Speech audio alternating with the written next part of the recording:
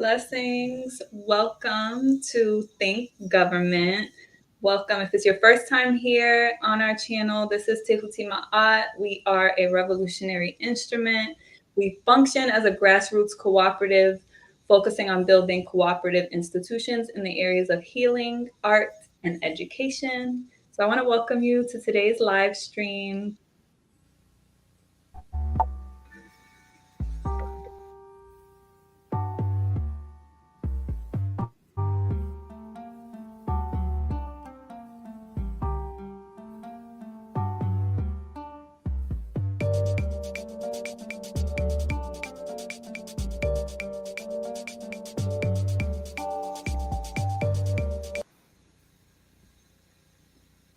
So welcome. I am Asnefrika. I'm the mother of Tehuti Ma'at. I am a revolutionary, a healing artist, amongst many things. I'm a farmer, and I have my host here with me today, Brother Jadorian. If you don't mind introducing yourself to our viewers. Yes, my name is Jadorian Shimarenga. Not much to me. I try to be a ideal revolutionary, try to work in the interests of my ancestors and my people, and I'm here to just create sovereignty, create self-determination, and create a better world. Shay.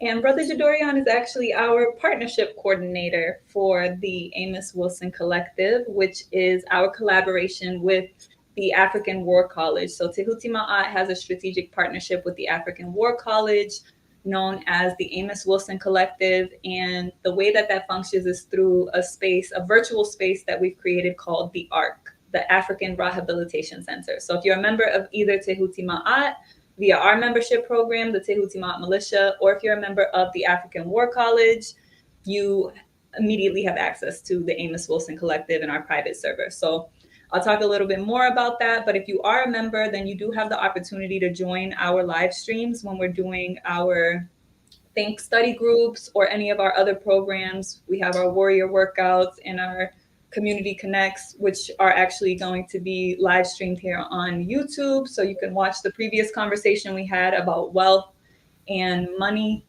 And the next one that we're going to have this month is going to be about reparations. So we'll talk a little bit about that at the end. But I want to welcome you. If you are here with us live, please feel free to engage in the chat.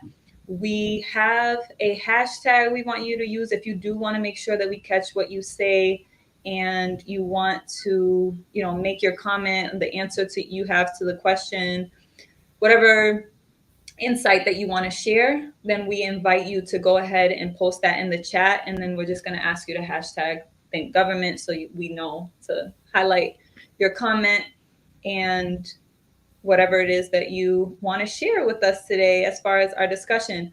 If you didn't know about this and you're just catching it on YouTube right now, I want you to know that in the description box is a link to the text that we're using today. And the text that we're using today is actually this right here. It is an excerpt from Kemet and the African Worldview, Research, Rescue, and Restoration. This is a collection of selected papers from the Association of the Study of Classical African Civilizations, also known as ASCAC. This is one of our fundamental and most important institutions that we have that the elders and ancestors established many years ago.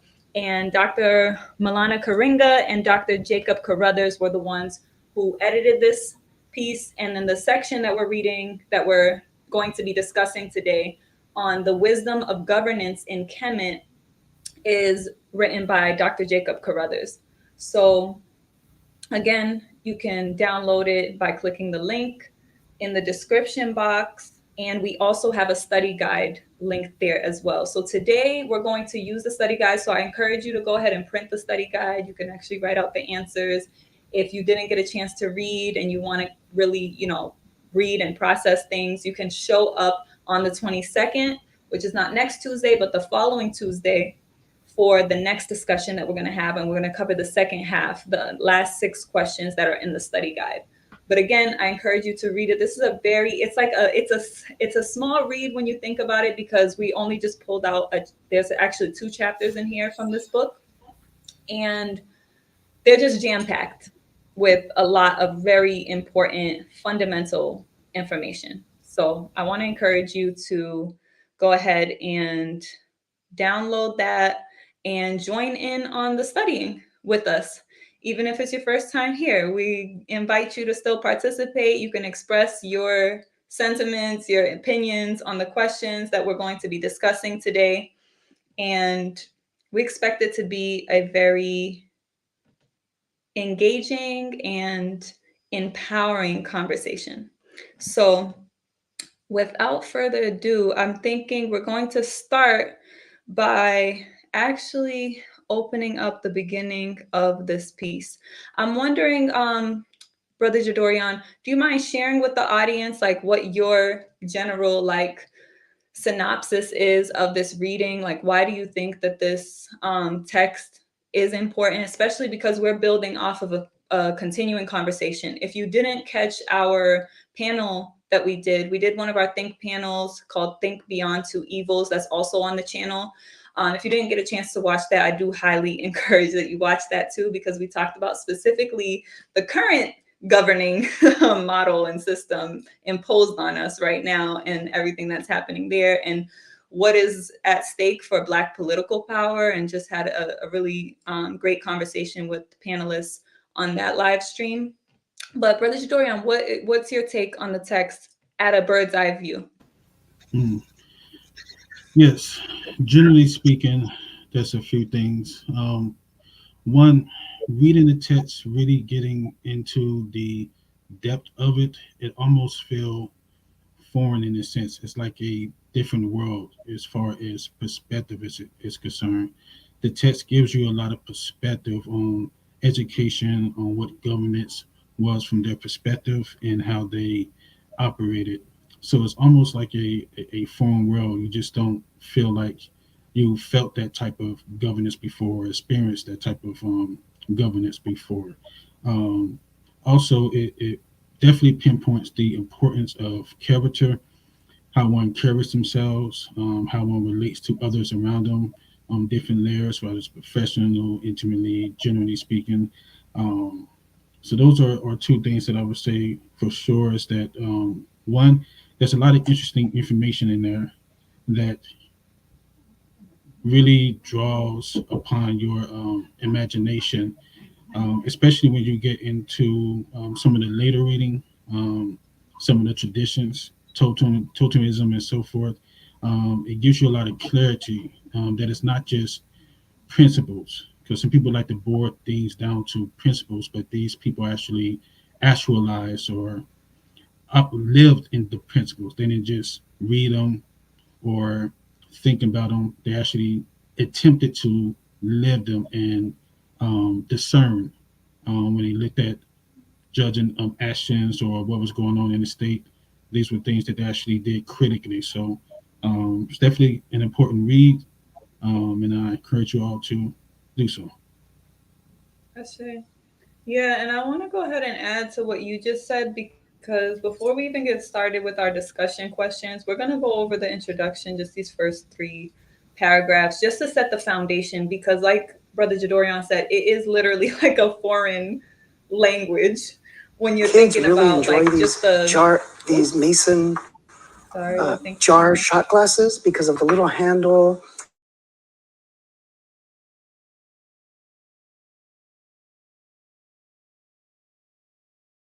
Sorry about that. I had something start playing in the background. But I do want to talk about how different and distinct it is from what we currently are dealing with, right? Which is really, excuse my language, because we are talking about good speech, but a shit show. This is like literally just a cesspool. And welcome, Sister Danny. Shout out to Danny here. And Danny said embodiment. Yes, that is the key and the most distinct element about our ancestors and the world we live in now, where it's kind of like do as I say, not as I do. And there's just a lot of contradictions. It's just like layers upon layers upon layers of contradiction. And the ancestors were really about not just looking at, the divine and like this cosmic, web that we're in as a theoretical thing to observe, or like religious fanatics, the way that the Europeans like to paint the ancient ancestors. But it was really from a place of reverence and deep embodiment, not that these were deities and gods and goddesses, right? So I think that there's already just like a lens that we have to like peel back, because so many people are oriented to Kemet or ancient Egypt from a Eurocentric perspective. So, and another thing is, I notice a lot of people have an aversion to Kemet, like even people who are like, revolutionaries, people who are African centered may have some aversion to Kemet because it's kind of pushed a lot on the forefront. And I noticed that for a lot of us, we need to really root ourselves in why Kemet is so important.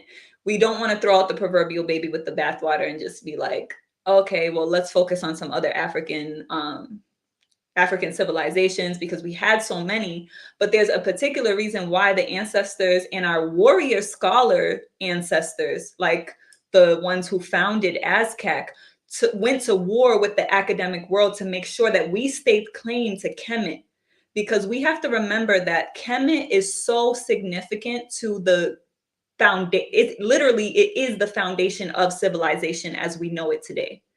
Literally laid the foundation of the maths, the sciences. And yes, African people, having been traversing the earth for millennia prior to that, built up to that peak golden age. And that's what's essential about it, is that it was a peak golden age.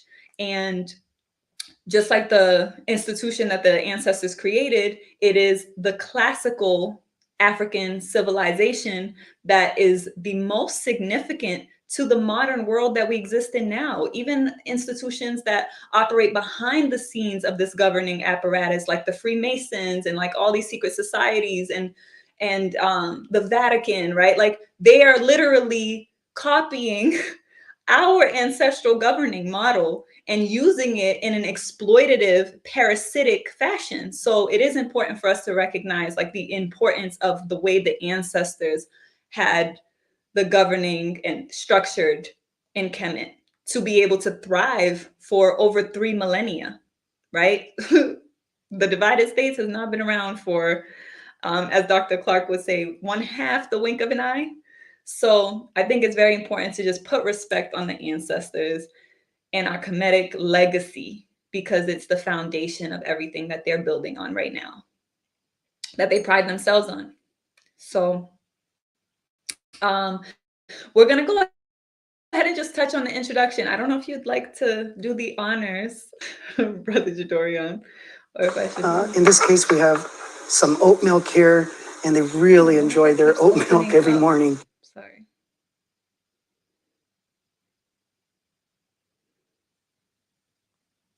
Are you on mute? Do you want to do the reading? Yeah, I can go ahead and start. Okay. Thanks. All right, so we're just going to start with the first few paragraphs here at the introduction here. So the title of this paper could have been The Political Philosophy of Ancient Egypt. Instead of Egypt, I will use the name Kemet because that is the phonetic rendition of the name that the people called their country. The name Kemet derives from what the Greeks called the country, which was based upon a gross linguistic misunderstanding. Actually, the formal name seems to be in Tawi, the two lands, but the commonly used name was Kemet, which means the black settlement, referring to the black land along the banks of the Nile River. There has been some updates to that specific part, but I don't have the details here, but there has been some update on that information. The people called themselves Kemites, the black ones. It is thus appropriate that we honor the traditions of the ancestors by calling them by their name. The concept of philosophy presents us with a different set of problems. George G.M. James has shown that what is called Greek philosophy was a legacy stolen from the ancient Kemetic mystery system. James goes on to show that this stolen wisdom was alien to the cultural values of the Greeks. Sheikh Interjuke or Drope pointed out the Greeks, by virtue of their materialistic tendencies, stripped the wisdom texts of the religious, idealistic shell in which the Egyptians had enveloped them. Once they had borrowed Egyptian values, continued Drope, the worldly genius of the Greeks, in their religious indifference, favored the existence of a secular worldly science. The emergence of the European discipline called love of wisdom or philosophy, even though it attempted to incorporate what it stole from Kemet, was nonetheless diametrically imposed of Egyptian moral values. As one Egyptologist put it, what the Greeks borrowed, they transmuted. This independence from the prescriptive sanctities of religion makes Greek philosophy sufficiently different from Kemetic wisdom. Therefore, in order to separate the two worldviews on this score, I will avoid as far as possible the use of the concept philosophy when referring to Kemetic wisdom. As to the question of the existence of a consistent body of wisdom explaining the worldview of the ancient Kemites, I reject without comment the conclusions of the Egyptologists as expressed by Henry Frankfurt and his wife that the ancients, including the Egyptians, were preoccupied with problems very similar to ours, and their myths represent a charming but immature way of answering them.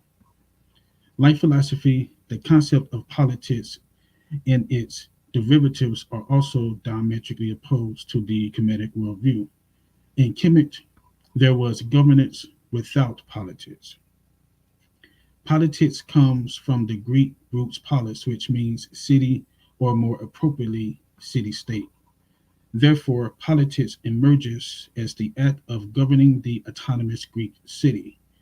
The systematic theories concerning such governance are called collectively political philosophy or political science. The central problem of European political philosophy and political practice was how to reconcile the chronic conflicting interest groups within the polis. The polis was plagued by at least two mutually hostile groups, the haves and the have nots. The wisdom the Greeks used to analyze and respond to that problem is diametrically opposed to the wisdom which guided the governance of Kemet. Kemetic wisdom of governance, which developed in the context of a country rather than a city, did not admit the legitimacy of the division in the first place. Conflicts of interest were handled through litigation of private individuals and groups rather than through politics among constitutionally or philosophically based power groups.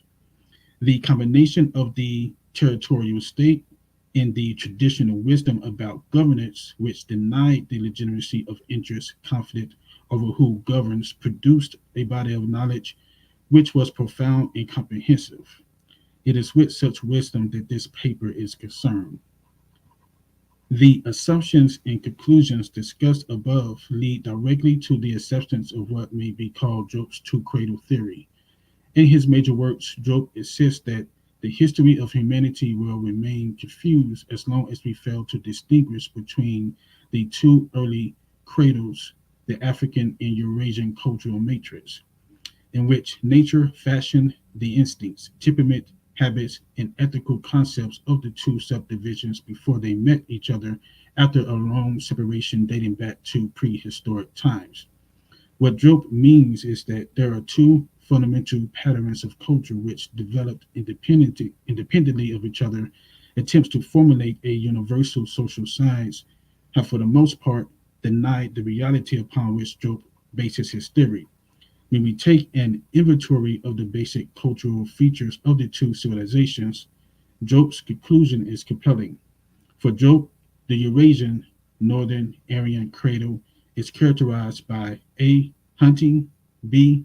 Nomadic land occupancy, C. Patriarchal family, D. City state as largest unit of governmental autonomy, E. Xenophobia and provincialism, F. Individualism, G. Ideal of war, violence, crime, and conquest, and H. Pessimistic, religious, or metaphysical systems. In contrast, the African Southern uh, regional cradle has these features: A. Agricultural cultivation economy. B. Sedentary land tenure. C. Matrifocal family. D. Countrywide governmental system. E. Xenophilia and cosmopolitanism. F. Collectivism. G. Idea of peace, justice, and goodness. H. Optimism in religious and metaphysical institutions. It is from this viewpoint that the significance of a discussion of the wisdom of governance in Kemet goes beyond the Eurocentric fascination with the exotic. And that Ashe. is the introduction. Give thanks. Yeah, I think that the introduction is so important. Thank you for reading. Because all of these key points. So I want to make sure that we actually digest like the foundation that we have to study this text on, because the intention for us with Think.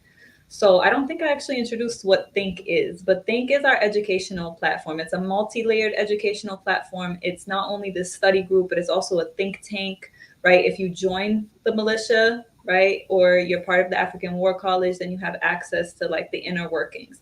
I'll talk a little bit about that because we have 3 different ranks, which give you access to different things. But essentially, Think has many different layers. And this is one, right? We mentioned the Think panel. That was another layer of our educational platform. So the intention of Think, it stands for, it's an acronym for Thoughts Hone New Knowledge, which is really interesting because there's some Kemetic layers that inspired that. Like there's no I in Think, right? One, because we're trying to embrace the reality of this collective African worldview of whole, right? Which is the unity that we need to affirm. So having no I, right? Removing that ego component so that we can, affirm more cohesion and unity is there. And then secondly, the new is actually NU. So Nu is the primordial waters in the Medu Neter, or the ancient language of our ancestors that's commonly known as the hieroglyphics, right? So Nu being the primordial waters, it's speaking to what existed before existence, right?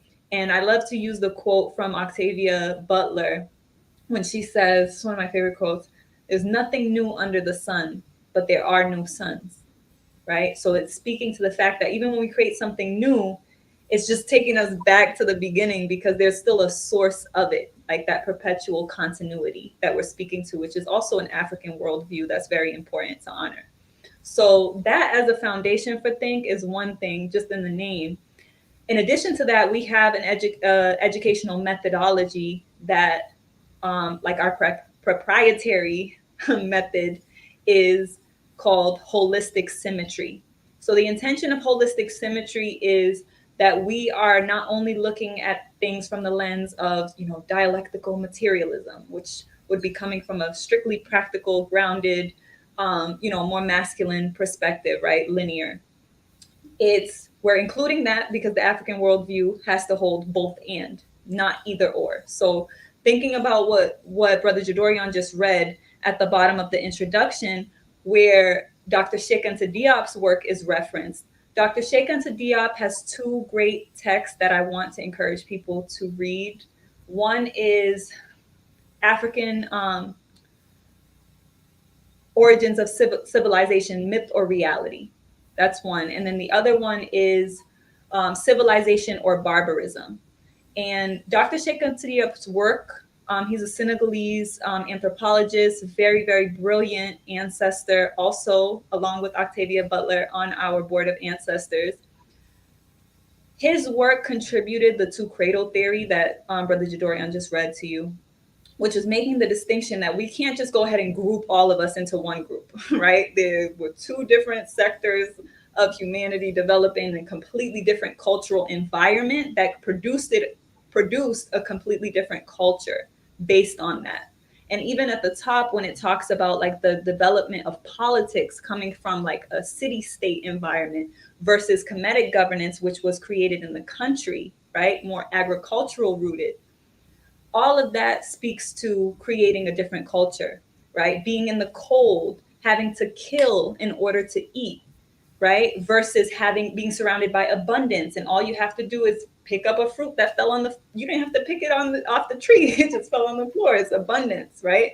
So it speaks to two different cultural dynamics that are fundamental. In the cold, you have to kill to survive, right? Creates that survival mode, that individualism that we know European culture and the Greco-Roman paradigm to be in, literally embody. And it also creates a patriarchal system, because think about what the woman represents when you're in an environment like that that's very hostile, right? A woman is another mouth to feed, and it's another mouth to feed that could also produce life and give you more mouths to feed. So even when the cannibalism that developed during that period in the ice, the woman would be the first one to kill and eat, right? Because the threat that she represents. Whereas in a matrifocal society that our ancestors had, the woman could birth more hands, more workers, right? More children, and you welcome that abundance. Completely different cultural paradigm. So that's something I think that's fundamental that you just read, that I think is so important to recognize, because holistic symmetry is about embracing the feminine element. European culture that's been imposed on us, and the way that we literally just think, is something that has to be healed by integrating that feminine element, because it doesn't matter if you consciously know, subconsciously we've been programmed so much into that patriarchal, like linear mindset where everything is very mental, that we lose the heart. So that's the essence of what Tehuti Ma'at even means, right? Tehuti is the mind and Ma'at is the heart. So we're talking about bringing together both components, right? The intuitive and the rational, right? The instinct, that moral aspect, right? As well as the reasoning. So that's the intention of how we even approach the study session. So I feel like foundationally, we've already covered like this dual paradigm. And I'm also thinking, Brother Dorian, if you wanted to speak before we go into our study questions about the political piece that's mentioned, because when we're thinking about government, most people think politics and they think like, they just think the government, and they do think of politics as a legitimate thing. I think for me personally, after reading this was my first time actually recognizing, oh, politics isn't even a legitimate thing. Like our ancestors didn't even legitimize the idea of politics. So I was wondering if you wanted to speak on that at all, because it is an important piece. And I also wanted to shout out Nimrod said Kemet will always be the light of the world. And shout out to D1 Beats here, Abibi Fahudi, bro. Appreciate you. And Danny said same, not sure what she's referencing, but I do also want to remind people to use the hashtag if you want to say anything, because I'm not going to necessarily track all the commentary. But if you want to add to the discussion in the study session and you want to make sure that we catch it, or you have a question, right? Just use the hashtag ThinkGovernment. But yeah, do you want to have anything to say about that? Because I do think that was an important point made. Yeah, sure. Real quickly, I just say that it's interesting to see how we look at politics when we're within our own sovereign, when we have our own space and we control our own interests. That's the major difference. I like the way that they spoke about dealing with issues either through groups, which I interpreted to mean like groups of collectives or a community or a communal group, because it mentioned specifically not a philosophical power-based group. And then, of course, it mentioned the litigation between private individuals. So that's how they handle it. And I think that that's interesting. Everything, especially when it comes to thinking about governance, I try to think about it at different levels. So, like an institution as a government or organization or school clubs, all this could be considered in some sense a way of organizing a collective. And I think that this information could be interesting in that, even within institutions like ours. Um, looking at how they deal with collectors is something we can incorporate in our own practices and so forth. So I think that's good there. Um, and also, it reminds me of the Pan African fight itself. I don't want to use the word struggle, but the Pan African fight itself, especially when it comes to Pan Africanism being a umbrella term, and there's so many different, let's say, interests within Pan Africanism, and it's like, well, how do you unify this as much as possible? Because you do have to come to the understanding that everyone may not be able to be unified, everyone may not make it. There's going to be cows or casualties of white supremacy, but you want to, as much as possible, unify in order to accomplish sovereignty. So, yeah. Mm, that's good. Yeah. And that element of it being rooted in the city, not the country, is really significant too, because when I think about looking at things from the African worldview, right? And I always love to reference Mama Marimba Ani's work, especially the book Yorugu. If you're not familiar with her, um, this is also a must-read book. It's an African-centered critique on European cultural thought and behavior. But she uses a term called asili, talking about the cultural seed, which is what we're expanding on, because she does also reference Dr. Sheikh Anta Diop's work and making sure that we recognize that there's a different cultural seed, right? And a seed is going to produce what the seed is of, right? So European culture, or asili, is rooted in separation and individualism, and that's where we get like that dichotomy of either or, right? So we're trying to make sure that we embody the African worldview, which is both and. So when I think about politics in this context, I feel like, well, we're now in cities, right? So there has to be recognition that we're in a transition process as well. Even if we have metropolitan areas, which our ancestors did have, there's still a way that we could follow this governance while possibly having to engage in some politics or politricks, overstanding their politricks, I would say, to navigate that transitional period, right? But like you said, Brother Jadorian, it is depending on us having our own sovereignty, right? We can't even really talk about governance when we're literally just giving our power away, to the extent that we are being on occupied land and colonized, really.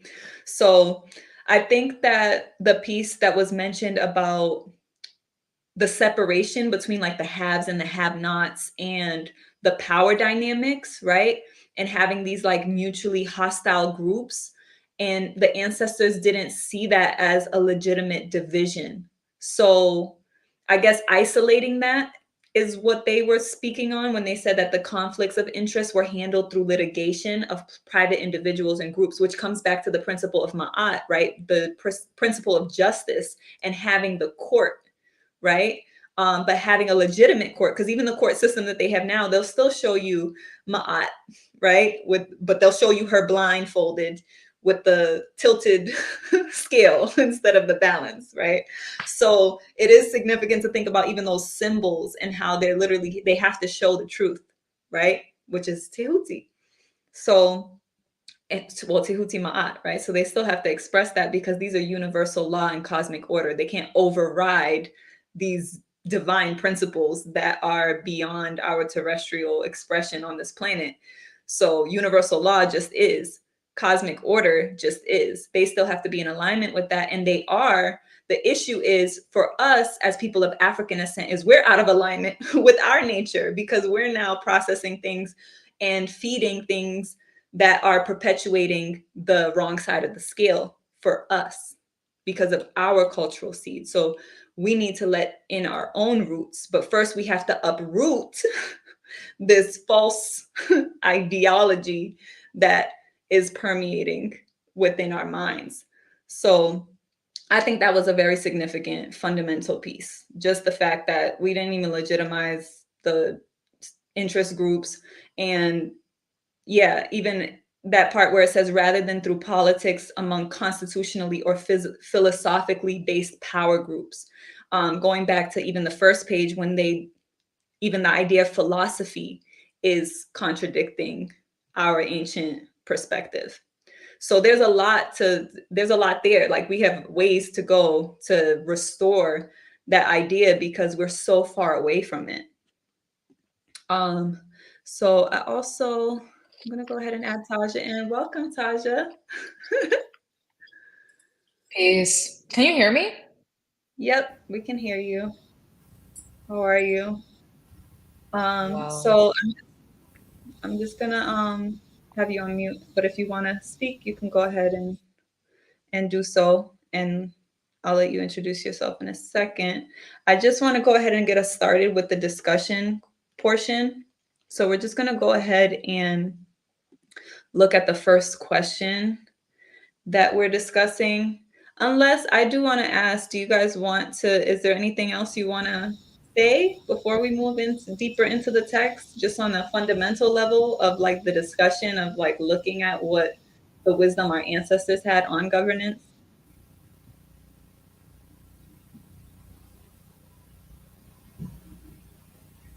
Okay. I'm complete. All right. So in that case, the first question we have, and also a reminder, download the study guide. It's in the description. So the question is, what formula for education is being followed now, and how does it differ from that of our ancient ancestors? So first and foremost, we would have to go to the text and recognize exactly what was the educational formula that our ancestors followed. So I don't know if you guys have any thoughts you want to share initially, but I am going to, let me see how I can hold this. I think it's on page 9. So if you are following along, there's a huge emphasis in the text that you'll see as you read on education, because really the ancestors saw education and government as one thing.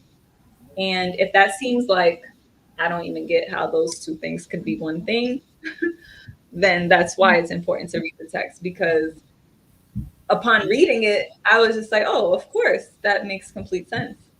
That's the wisest way to approach things, because if you're educating people to govern, then you can literally sow those seeds through the educational process of exactly what you want to manifest in the society based on how you're culturally cultivating the minds of the people that are going to be the ones holding office or positions in that government.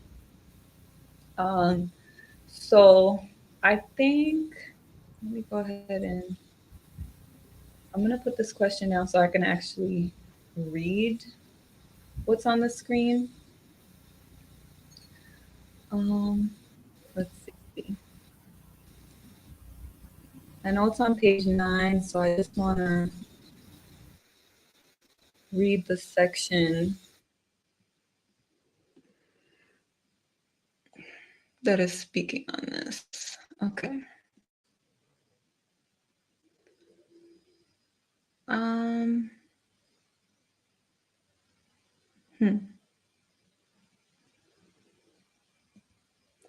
Maybe we'll start on page 8. On page 8 in the last paragraph, let's see. So this is speaking on the instructions of Ptah. So this is a specific text, a piece of ancient literature that is one of the most important pieces of Kemetic literature. Many express the parallels. Many of the scholars show parallels between the instructions of Ptah and the Psalms that were used in the Bible. So it's that significant. Like, this is like fundamental, like philosophical, well, they wouldn't call it philosophical, but just ideological, I guess, rooting, because the whole point was to impart this wisdom on the younger, right? That the elders had this responsibility to impart this wisdom on the younger. people, which is also something completely different from the culture we're in right now, where elders are really not respected, and some elders don't even have wisdom to offer. So that's just a reality. But I'm going to go ahead. I'll actually just read the beginning of that part because I don't want it to be completely out of context for anyone who hasn't read yet. But this part here where it says section 2, the instruction of Ptah-hotep. The instruction of Ptah-hotep is one of the 3 known Old Kingdom texts that are written in the form of instructions from fathers to their sons. This form symbolizes the traditional wisdom of education, which is handed down from generation to generation by elders to their children. Evidently, these texts were used from the time of composition during the 5th and 6th dynasties until at least the 19th dynasty. The translation that's used here is from the Papyrus Priests, unless otherwise noted. The instruction of Ptah-hotep, which is the only complete text of this type from the Old Kingdom, must have been considered the epitome of form and content vis-a-vis scribal education. The text is concerned with manners and attitudes in various types of situations. In this context, the several references to official conduct must be seen as the thrust of the instruction.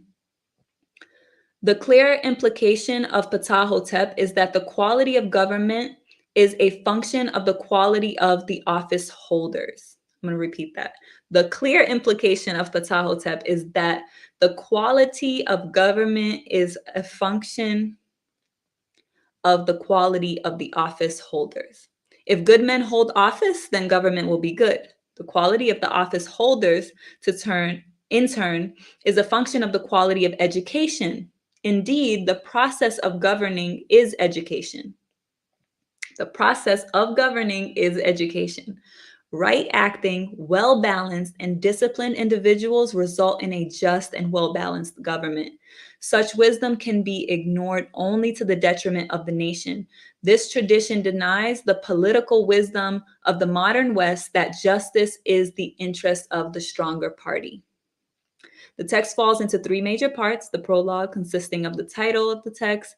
So that just kind of goes into like breaking down what these following sections are going to be, discussing what is in the instructions of Ptah-hotep. But that section right there does kind of fundamentally give us the idea of where our ancestors were when it comes to the importance of education. So I'm going to go ahead and ask that question of you all. So what formula for education is being followed now, and how does it differ from that of our ancient ancestors? Well, the first thing that comes to my mind, like protocols one has to go to in order to be certified or looked and recognized as some sort of like leader in their field. And usually those are like institutions, college, boot camps, like all these sorts of things versus how we originally knew it, where it was imparted and you were trusted because of the line that you came in through. And so I think these points of like initiation, art, I mean, I think they are becoming more respected, but one has to be aware of their own, like you have to have a different kind of like fortitude or confidence in order to know that and like to stake your claim. But it becomes harder to convince people in this society if you don't have those like credentials or coming through certain, you know, fields or, you know, spaces. So yeah, that's how I'm initially thinking about it. Yeah, that's a good point. Kind of just like the status, right? Like status is highly valued. And I think what's interesting to me about the whole thing is, of course, we have a debaucherous government when you have pedophiles running it. I mean, like when you really think about the reality of like so many things that are like at this point, not even really beneath, like they're not even behind the veil anymore. It's like been revealed on so many different occasions, but it's like this, I guess, elephant in the room. And the fact that we would still even be entertaining the idea, like the discussion we had on the lesser of two evils, right?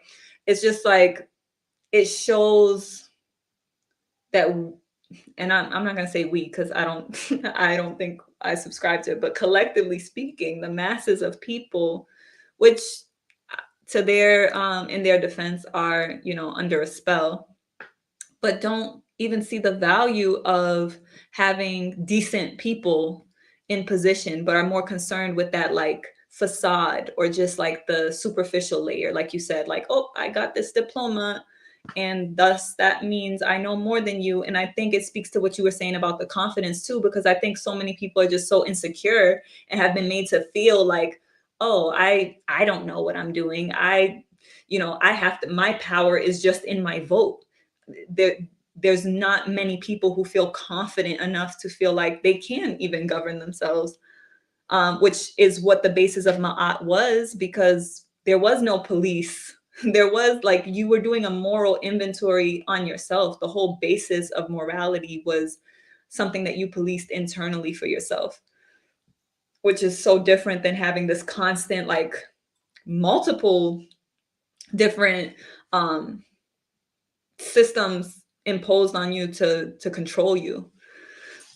Some of them, you know, overt, some of them covert.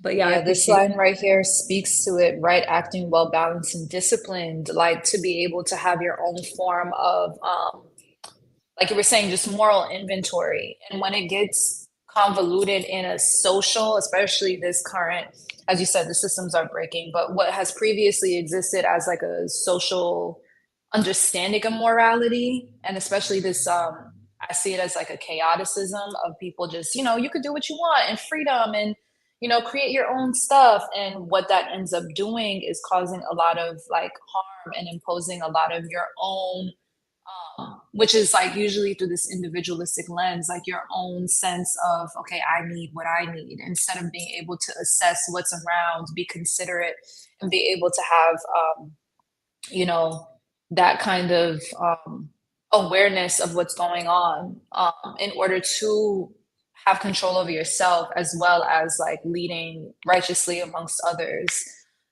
Yeah. That's it. What are your thoughts, Jadorian? Yeah, I'll say quickly that thinking about it as a capitalist reality, the point of education is to create people who can serve the interests of capital. That's why it's very trained focus or job focus. They want to push you in places where they can use you, your surplus labor, and your skills to maintain the system and develop the system. As far as wise governance, from our perspective, education was about being a good civilian, a good neighbor, a good family member, a good friend, because that will make you a good official. That's what they wanted to do: create good civilians to have good officials. Because you have good officials who are good civilians, then you have good governance. So that was the point of education: is to be a good person. That's it. Yeah. And one of the key words that you said was the values piece is so important, because like the educations are just going to like see the values of the culture, and we can see that like the value, like the people are not valued, they're just seen as like commodities. So it's just like they're here to exploit, so we're only going to teach you what you need to know in order to maintain the status quo, right? Whereas, you know, having like this more so, I guess, morally sound value paradigm, where you value people's actual existence and their contribution, and that means the contributions of those who came before you, right? Like the wisdom of the ancestors continuing, right? Legacy, that was a real true embodiment of legacy when you're talking about dynasties of people. And like, even think about it now, like it might not be a value thing for most people, but especially in the hood, I feel like there's just genuinely, and there are certain circles of people that you'll recognize. It's kind of just that royal trait that still exists. It's like, you know, when someone comes from like good people, like my father's, you know, his deeds precede me, because of who my father is out here, like, or my family. I get respect from that. Or even thinking about the idea of a last name, right? Like you're carrying the name of your ancestors, right? Like my last name is Amadu, my birth last name, which means loved, right? So I see how that's like it's like an energetic, symbolic thing that's constantly affirmed through the word of the last name, right?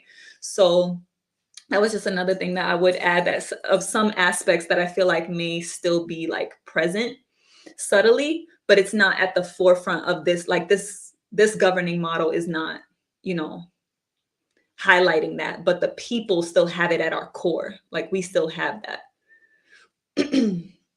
And I'll just go ahead and put Danny's comment here. The source of said education today has made roots and translations and has many roots, and translations. And the text is speaking to a consistency of teaching passed down through generations, rooted from one source. Yeah, that's very important too. Thank you for pointing that out. I think just the aspect of having holistic education versus these like pieces, right? You'll go to the doctor and he's a neurosurgeon, but somehow doesn't know anything about nutrition, right? Like just the idea of like compartmentalizing to that degree versus having like whole systems that are going to that source, right? And focused on that oneness and that cohesion, which often through the Greek interpretation gets overlooked in Kemet, because they always want to say, oh, they were polytheistic, they had many gods, and that wasn't the reality.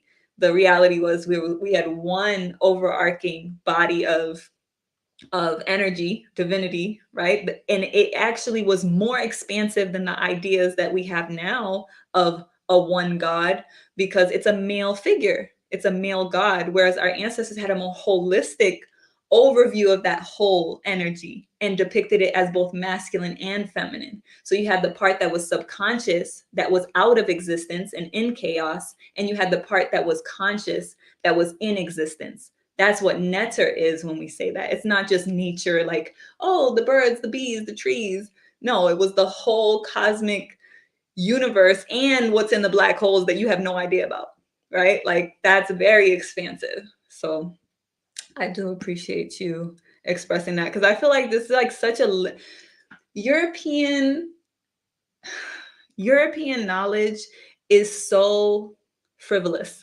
and then it's cocky. Like it acts like, oh, this is the highest of all education and knowledge, and it's like you can't even comprehend simple basic things, to the point where they kind of ridicule a lot of the sacred knowledge that our ancestors had. So I just want to point that out, because I just feel like it's important for us to recognize the value of those pieces of information that they can't comprehend, that they try to shun and kind of like mock, the same way they used to mock our ancestors and call us savages, but now they have organic and all of these different ideas that they're putting as like the upper echelon of society and culture. That is the same thing the ancestors were doing. Oh, hyper adobe, super adobe. You mean mud huts that Africans have been creating since the beginning of the first shelters ever created? But it's like that type of energy, they do that a lot. So I think that's something to take note of. So the next question on the same note of education is, what formula and purpose does education need to serve now in order to drive us to liberation? So taking us more from a forward notion, how do you think we could take this ancient, paradigm, and then the critical analysis we just had about what's happening now? How could we implement an educational formula that would bring us to liberation? Kill this mosquito. I would say real quick that first and foremost, I think we need to understand that we are at war. So war studies needs to be fundamental in anything that we're doing as far as training, understanding geopolitics, understanding that this is a war. It has different phases, different looks, can be stratified, but this is war, and that war energy has been in me recently because of certain current events that has happened, and we need to understand that this is war. So we have to do what we need to be empowered. Then people are going to have to be destroyed in order for us to exempt that power. In order for us to be free, somebody's going to have to fall. That's one. Um, Two, we of course need to be centered. Understanding our own history and culture is necessary if we are going to continue this tradition of amnesia, as far rather than this tradition of remembering who we are, is only going to get worse down the line. The less we understand who we are, the easier it is for us to be subjected and dominated as a people. Mm-hmm. 30, it needs to be holistic. Um, we need to be taking some of the um, wisdom from this text and understanding that honor, respect, how you carry yourself, grace is important in all things. It's not just important to know what a principle is or important to know how to do something technically. You need to have character and grace as well. Um, and I will start there. That's it. Yeah, well said. Do you want to go ahead, Taja? Express your thoughts, or Yeah, I mean, I just think about getting back to basics and coming back to the fundamentals. Um, yeah, in the line of thinking about technicalities, I feel like that's where aspects of education have been overlooked because of that, like severing and cutting down into tiny pieces. And just having an awareness of stripping things back down. Once we have it down to the essence, what is that essence and how to build on that? And I think that comes with a lot of presence and being able to respect what you're looking at and to understand it in the many levels and phases that it appears. Um, yeah. mm-hmm. Yeah, yeah, absolutely. I would say that to add to that, like coming back to fundamentals, I think those fundamentals have to be like rooted in the baseline that was just expressed. I feel like there needs to be an emphasis on orienting us to where we are, like to Brother Jadorian's point about we're in a state of war and recognizing that. And within that, right, coming back to the both and, we have to be dynamic enough to be able to zoom out, right? Like our ancestors had a 26,000 year calendar. What can you work with when you're looking at a 26,000 year calendar versus a 12-month calendar, which still came from our ancestors, but we had so many, like these nested layers of knowledge. So I feel like we have to return to that, like have a more expansive, broad perspective, in addition to all of the refinement and the like minutia that the Eurocentric worldview has brought forward, right? Because that's also been purposeful. And I think when we orient ourselves cosmically, like we were ancestrally, and we see the broader scope of where we are in the cosmos, right? And recognizing that we're at the bottom of a cycle, in a degenerate cycle.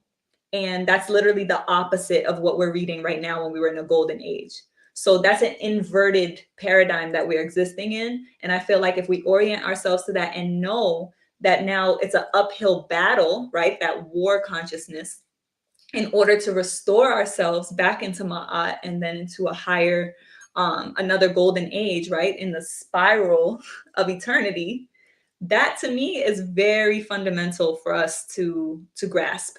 And I think that cosmic, kind of like astronomical, astrological orientation not being stripped out of validity the way that it is now is really important, because there's so much we're losing from that. Like we're being the people who are governing things now, they're like, they're not even like, they're sorcerers. Like they're practicing, they know what we were doing ancestrally. They know about the rituals and the significance of these ancient practices that they've stripped away from our consciousness and villainized and demonized and tried to characterize in a particular way so that we don't turn to it. So they're using those methods. So I think our psychic education needs to be something that is held at the forefront. I think we need a complete orientation of how we look at technology so that we can recognize that technology doesn't have to be something that's just like out of harmony with nature. We can build technologies that aren't destroying the ecosystem and destroying our health. And there are ways that we can do that. And then the psychic technology that I'm talking about, right? That ancestrally, that interconnectedness that we had without even having all of the extra, physical layers of apparatus and these satellites that are causing cancer and all of this other stuff. Like, there was a way that the mind could be honed and trained. And it kind of goes to, so, and in addition to that, what I'm saying, if we orient ourselves to nature and where we are in space and time, and we know we're in a state of war and where we've also been defeated in many battles, then we know, okay, we have to have a healing component. I think the education also needs a layer that's specifically around healing. So for Tehuti Ma'at, we define revolution as healing, liberation, restoration, elevation, and expansion. So starting with the healing acknowledges the position that we find ourselves right now. We can't be delusional and act like, we're not battered and bruised. We really have to focus on healing our minds, liberating our spirit, right? Just those higher dimensions, I think, are really important. And it did make me think about Nimrod's question, because the question is, do y'all read the hieroglyphs? So I mentioned earlier the Medu Neter, which means divine communication. That would be the interpretation, which is what's commonly known as the hieroglyphs, which is the Greek word. And that's part of kind of what I'm saying about us returning to like our original technologies, because we focused on even just literature and language was more dynamic than what we have now. So I personally think that everyone can read the Medu Neter.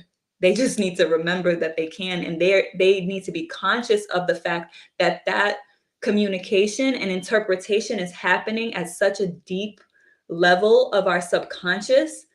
But because so many of us have to heal our connection to our intuitive capability, it's like we don't even trust that we know how to read it and interpret it. It's a symbol. You don't need someone to translate it for you, technically, when you think about it, if you can connect with it. But then also there's the aspect of us being culturally removed from it. So it's like, if you're not in nature and you're just constantly in a city and you don't really see these creatures and bugs and the aspects of nature that are being symbolized, then you may have a hard time interpreting those symbols as well. So I think it's both in, but there are some great people who do teach Medu Neter if you're interested in that. I know Mama Raketti. Do you happen to know what her school is? But I know the temple of, the Center for the Restoration of Ma'at, they have a class. It's a couple that that run that school, and they do a Medu Neter class as well. There's some books if you want to look into it. I would highly recommend ASCAC, which is the institution that created this collection of books of readings that we're reading from right now, the Association for the Study of Classical African Civilizations. So those are just some references. I pretty much taught myself most of what I know, learned from my elders, Baba Heru. But yeah. Yeah, I'll just give one quick suggestion. Brother Smash Rockwell, who is known as Casual, who was actually a member of the group called Hieroglyphs. He's actually really good at the hieroglyphs. He has his own channel. He does a lot of reading and teaching on his channel, actually breaking down how to read the Medu Neter. So I would suggest you go to that channel. There's a lot of information there. It's Smash Rockwell on YouTube. Do you know? Can you write that into the chat? Oh yeah. Like, what that is? Give thanks. Okay, and then I also see Danny said here, the text mentions early that the African worldview led with matrifocal perspective, and think that's essential to education. Absolutely. Honoring the intuitive faculty without having them validated. Ashe. Normalizing intuition as a valid point of information. Exactly. And women need to teach more and model receptivity and empathy as a valuable education. Absolutely. Which comes back to that piece about character development, right? The state of the heart, coming back to Ma'at, right? Your heart being light as a feather, the empathy, the compassion, the openness of the heart. That's not something that's valued in society right now. That can actually even, I mean, for many of us, it's puts us in positions where we're very vulnerable and susceptible to violence and danger. So it takes a lot of courage at this point in this state of war that we're in, right, to embody what we need to drive us to liberation. So going back to that like war element, the war college, right, teaching things like courage. How do you actually face your fears? How do you actually face yourself, right? I think those are like kind of abstract things, but that they can psychologically really support us in moving towards liberation, just to add to that. And give thanks. Nimrod appreciates the answers. And then I just want to put on the screen the channel that Brother Jadorian mentioned. All right. So we'll go into our next question, which is, what ways can we apply this ancient wisdom in contemporary times? I mean, we kind of touched on that here, but there's also other aspects of the text that could be mentioned as far as like just applying ancient wisdom in contemporary times. Are there any other elements or layers beyond education that we could highlight and be using right now that you all would like to speak to? I would say really quickly, just definitely family dynamics, friendship dynamics, as far as how you carry yourself, interpret them strategically, tactically, um, and of course in organizations, institutions, political organizations or community organizations as well, and just in life generally, even in your um, what I used to call the plantation, though I'm grateful for it now. Your work, even at the workplace, being able to and practice some of these ideas and be balanced and be careful, because sometimes you want to say certain things or do certain things, when you violate in the workplace, but you got to think about just being balanced and making sure that you don't work against yourself. Yeah. Mm-hmm. Mm-hmm. Yeah. Are there any particular elements you want to highlight? I'm thinking about some of the other things that were a little deeper in the text. Just even raising like the responsibility of power, like the responsibilities of having power, and it not being like this idea of like power corrupts and absolute power corrupts absolutely. I remember that. I have that memorized from the 7th grade, Mr. Fisher's class. Like that's another thing about education, is like it's very like download this thing and memorize it, and it's just like programming, indoctrination. It's not necessarily expanding, massaging, and like allowing the mind to actually develop and know how to critically and analytically think. So yeah, that's one way. But yeah, the responsibilities of power instead of like power as a privilege, I think is something that we need to apply and learn how to have a relationship with power that's healthy, and like what is the root of power, because we're not really defining that even for ourselves. So I like to use Huey P. Newton, the co-founder of the Black Panther Party's definition of power, which is power is the ability to define phenomenon and make it act in a desired manner. So our ability to define our reality and define what power is, right, and go deeper into those things instead of just constantly being told what to think. So yeah, I think that we need to really have a more intimate connection to power that's in a righteous way, right, like in ma'at, so to say. not in a stagnant righteous way, but in a synthesized righteous way, where it's like, yes, it can present itself in different ways. It's not stagnant, but it also, yeah, because I think just accepting that power is going to corrupt, it like creates a fear around power. So I think that's a very significant element that we can adopt from the ancient wisdom. It's just like the wisdom of what power is and how much responsibility we have. To your point, like using the family, like a healthy family function as models of power, like the mother and the father, right, together, not this, the father's the head of the household and the mother's just a helpmate, right? Like those ideas to me are not like a healthy family dynamic. So if we can think about power from the place of like, how is power expressed in a healthy family dynamic where the power dynamic is balanced? The parents are not trying to overpower the children, and the children don't have a say, and you don't listen to the children the way we have it now. I'm talking about like modeling our ideas of power around, just aspects that are more harmonious as opposed to exploitative and trying to dominate others.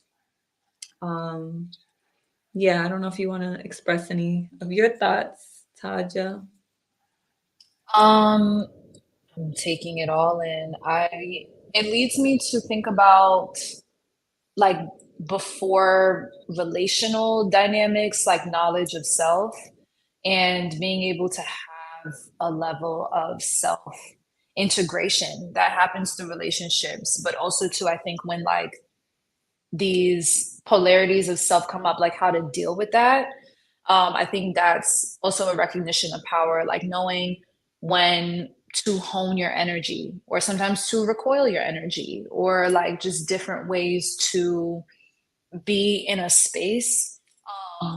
Yeah, I feel like, I don't know, I'm just thinking about like anime right now, and just like a lot of the powers kind of speak to that, just like different abilities that they would have to either cloak themselves when the time was necessary, or to, you know, like expand self when it was necessary. So I just think about like the moments of application of like the versatility of self, like just really being able to like understand that and to hone that and to like really be in tune with what's being like needed for the moment. Yeah. Yeah, I love that. That's a great way of looking at it. Yeah, that versatility, the agility, adaptability. Um, yeah, that's really important. And I think that coming back to that notion of family and like you mentioned anime, like I think about the children and like the things that speak to the children, like the things that are eternal that speak to our inner child. So it's going to speak to everyone, but like really holding the children. I think that's one of the elements of wisdom that we really need to take more seriously. We've talked about it before as like shaping, how you shape a plant when it's young. And yeah, focusing on the children and allowing that to set a strong foundation for us, right? Like valuing the children right now in society, like when we're talking about this like underlayer, underbelly, and like hidden, taboo of like pedophilia that's like permeating the culture with, and we'll get into this in the second half because there's also another chapter in the text that I do want to make sure that everyone notes. We have the chapter on the wisdom of governance in Kemet, but then also at the end here, there's another section of the text that is important. It says similarities between Egyptian and Dogon perceptions of man, God, and nature. And this gets into these elements. But yeah, just thinking about like the ways that the children are, just that predatory nature that's happening right now, which is the opposite of what it was in the ancient world and what we need to apply now, which is to have more of a like a cloaking, a covering, a protection of our children. Like we really need the culture to be more centered around like educating the children, uplifting the children, protecting the children. because that's the future. Like, it's just like, it's like we have amnesia. Like, why are the children being raised by these devices and like completely exposed to everything that the internet has to expose them to? You know what I mean? Like, I just think like culturally, foundationally, those are some things we need to apply, is like more protective and responsibility for the young and the children and cultivating them. I saw on here. Okay. So I think, so before we go into the final 3 questions, I do want to talk to people about what it means to be a member of Tehuti Ma'at. I mentioned earlier, we have a strategic partnership with the African War College. So if you are a member of Tehuti Ma'at, you do get access to the ARC, the Amos Wilson Collective's African Rehabilitation Center, a private server. So you get to use our chat channels, and you get to have access to all of our exclusive member gatherings. So I just want to put that out there as something, like, if you want to be part of the stream and join the discussion and be in, you know, the behind the scenes that we do of actually like building out the ARC, creating the programs and the think tanking and all of that, then you do have to be a member. So we do have the Kingdom, the Empire, and the Galaxy rank. So the Kingdom rank is mainly for people who may even just want to be supporters. We also have like the Kingdom rank is where we have our community garden space, right? So this is really for anyone who wants to come into a space for healing and be exposed to the different raw sources that we have within Tehuti Ma'at in our solar system. So you get access to our monthly newsletter, like I said, the community chats and everything in the ARC, and all the exclusive events. Every month, we have a healing cipher that's members only. We also have our warrior workout. So for the autumn, for October, November, and December, our brother Rob is going to be leading us in African martial arts. So that's the last Sunday of every month. Last Saturday of every month, we have our community connect.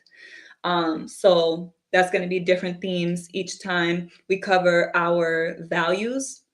So I'll go ahead and add to the description the launch video for the Amos Wilson Collective. So that way you get a sense of like when we went over what our core values are and our commitment to building transformational power. So it's really about that personal development piece. What Taja was saying about the knowledge of self, right? The mastery of self. And our perspective is that the revolution, the work is you, right? Like you have to, we're trying to transform everything on a cellular level. So if we're doing that, then each of us is a cell. And we are the grain of sand that's going to transform the beach eventually, right? When you zoom out, the drops of water in the ocean, right? So thinking about that, if you join at the Empire rank, then you get access to our workshops and classes, as well as our digital resources and exclusive content. So we have a lot of archival content that you get access to as well. You get access to the Strike Drum lecture series, which is all about African consciousness and political education. And then finally, if you want to actually contribute to the cooperatives, right? Because we are a cooperative builder. We are creatives creating cooperatives. So if you want to contribute to the cooperative, this is the plan that's best for leaders and entrepreneurs. So if you have your own organization or institution you want to bring into our galaxy, right? Doing that organizational development is a foundational piece. Having many minds that are rooted in the same mission. But you get access to Navigating Eternity, which is our, I guess, initiation process, right? You have to graduate that in order to become a contributor to the cooperatives. So you get to contribute to the different cooperatives that are in our solar system. And you also get a seasonal care package, which we call our retrograde care kit. So every time Mercury, which is Tehuti, goes into retrograde, we offer a care package for our Galaxy rank members. And you get access to the accountability community that comes with Navigating Eternity. So that is twice a month. We get together for our accountability sessions, group coaching around our psychological, spiritual medicine that I mentioned, Navigating Eternity. and it's presented through an online course. So I just wanted to make sure to share that with people so that, you know, if you want to join our ranks and become a member of the Tehuti Ma'at Militia, you can do so by becoming a member. So I put at the bottom there, tehutimaat.org/join. The link is also in the description. So without further ado, let's proceed into the next question in our discussion. So we talked about education. So this question here is, what is the proper relationship between leaders and the officials involved in governmental business? So this was also something that was here on page 8 and 9, I believe. So let me see if we can go back to that section.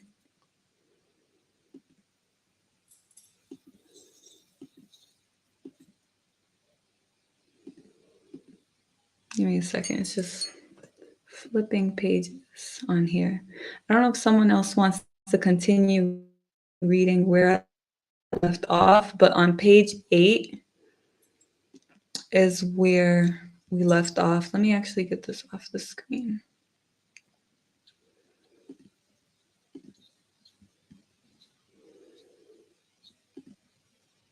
Okay. I could continue reading if you want. Okay. Do you remember where I left off?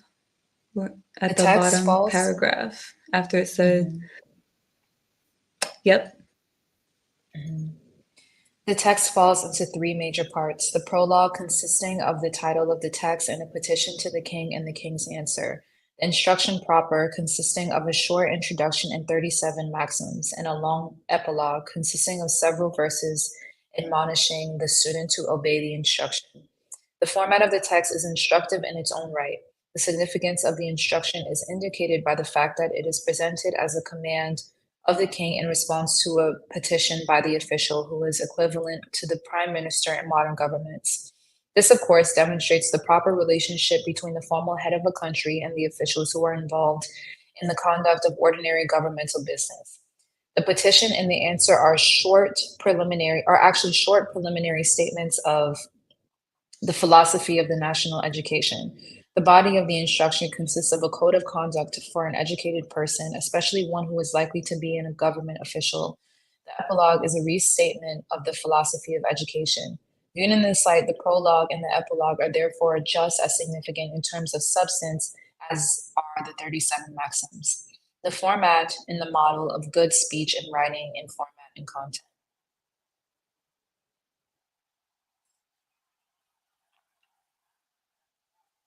Okay. Continue. So that pretty much, well, I don't know if you want to continue, but the answer to the question was also in what you read. Yeah. At the bottom of page 8, this of course demonstrates the proper relationship between the formal head of a country and, oops, sorry guys.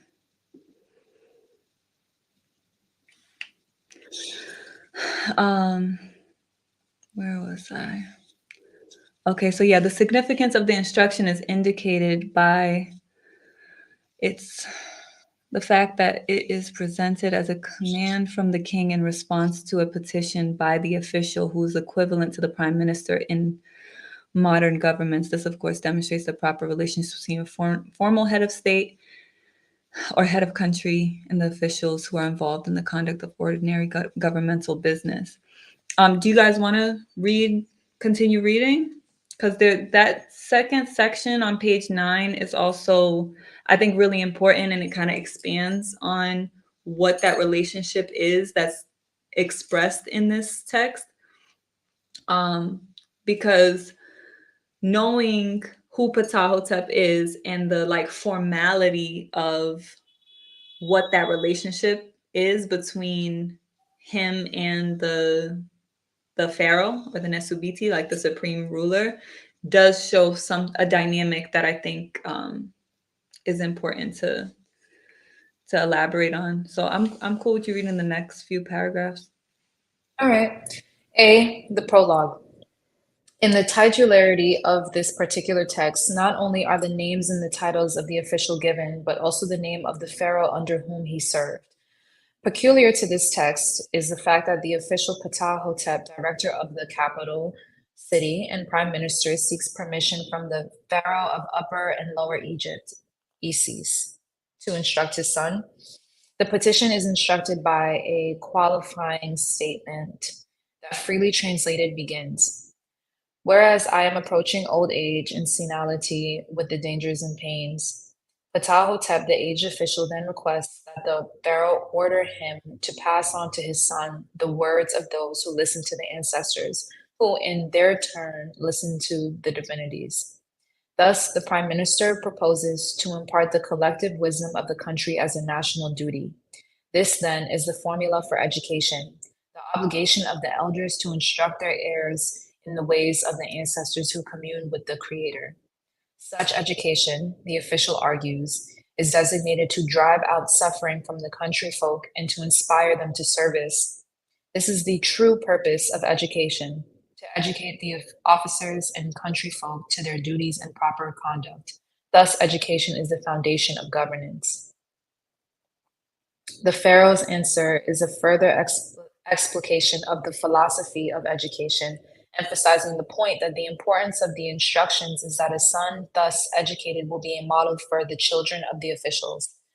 The pharaoh also stresses the other side of the educational formula, which is that the son must listen to the teachings and inoculate his mind with the speech of his father. The pharaoh's response concludes with the summation of the philosophy of education. No one is born wise, thus the necessity for education. Considering the petition from another perspective, an inference concerning the division of responsibility for governance is warranted. Notice that even though the pharaoh is petitioned for permission to perform a parental duty, the initiative was taken by the prime minister, who presented a proposal for the approval of the head of state.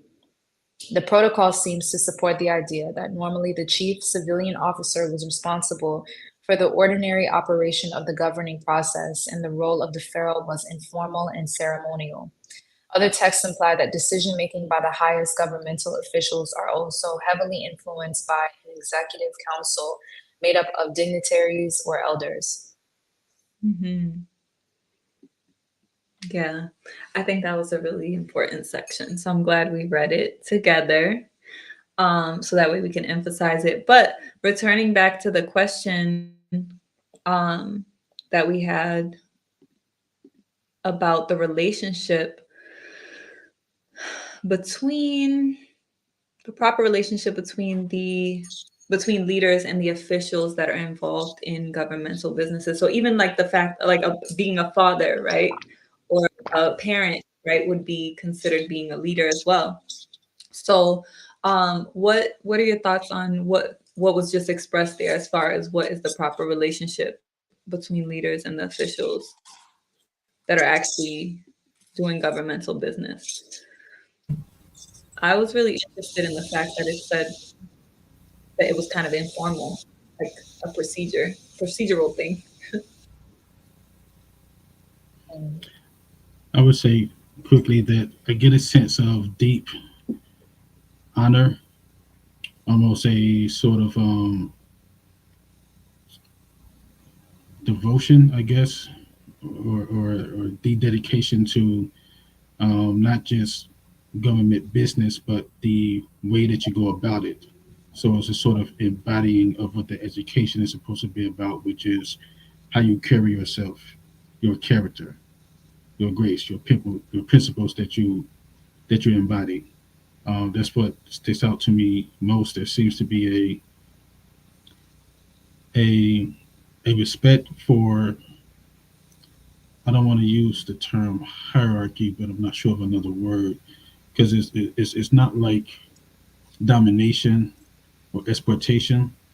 Um, it's like a respect for position, but a respect for good relationship and good customers, as opposed to, all right, I'm in this position, you're in that position, your position is higher, mine is lower, so you're supposed to express a certain dominant energy over me. It's more like respect for each other's role and the way things and in tradition and the way it's supposed to go about.